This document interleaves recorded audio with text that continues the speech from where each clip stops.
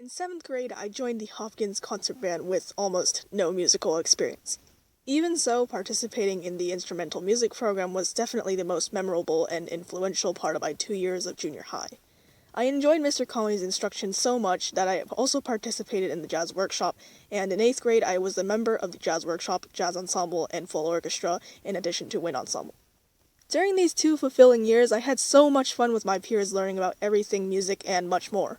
Mr. Conway not only taught me how to strive for perfection, persevere through difficulty to achieve a goal, and take pride in everything I do, but he himself also practiced them as a lifestyle.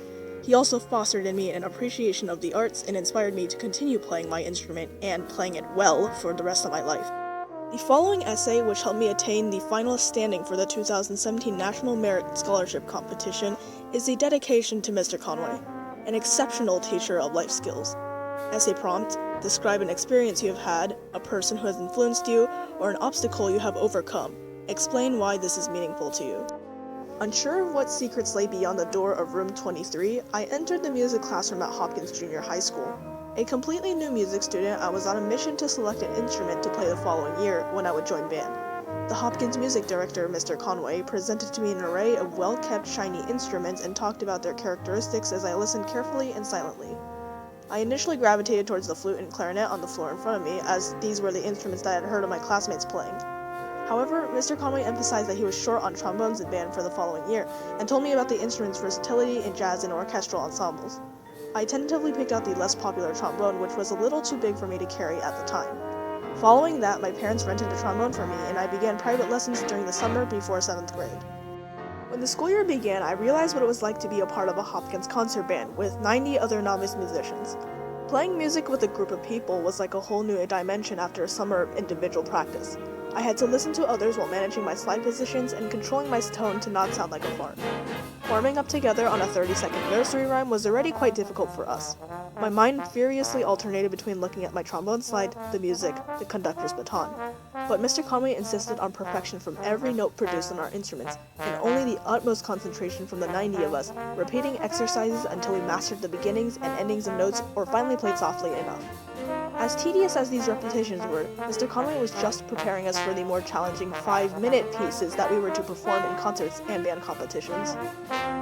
Mr. Conway's pursuit of perfection in all of his ensembles motivated me to raise my personal standards of trombone playing. I practiced between 45 minutes and an hour every day and listened to professional recordings of our concert pieces to make sense of how parts for various instruments complemented each other. I endeavored to play softly on the trombone despite the instrument's reputation for being loud and obnoxious. When members of my section struggled with their parts, I scheduled lunchtime sectionals for us to work together on entrances and rhythms. What was the ultimate purpose of these efforts? I realized that it was not just to please Mr. Conway or earn high ratings at music festivals, but for the joy of being able to create something wonderful with other people. The euphoria I experienced from making awesome music of the quality that Mr. Conway required with other people was enough for me to continue band for the rest of junior high and beyond. The level of perfection that Mr. Conway expected of us stayed and continues to stay with me. It was through his high expectations that I learned the skills needed to be accepted into prestigious honor bands year after year. The bond that fellow musicians and I share over being able to create music has helped me expand the people in my community and break through my old shell of shyness. Still struggling to help others realize the joy in musical art, I have taken on leadership roles, such as the chief musical director of the Tri-City Band Corps and the trombone section leader of the Mission San Jose High School Marching Band, through which I teach music to others. I owe the majority of my musical success to Mr. Conway, and the sense of community and love for making art that I've derived from his teaching still motivates me to help bring people together to find the happiness that comes from producing something beautiful.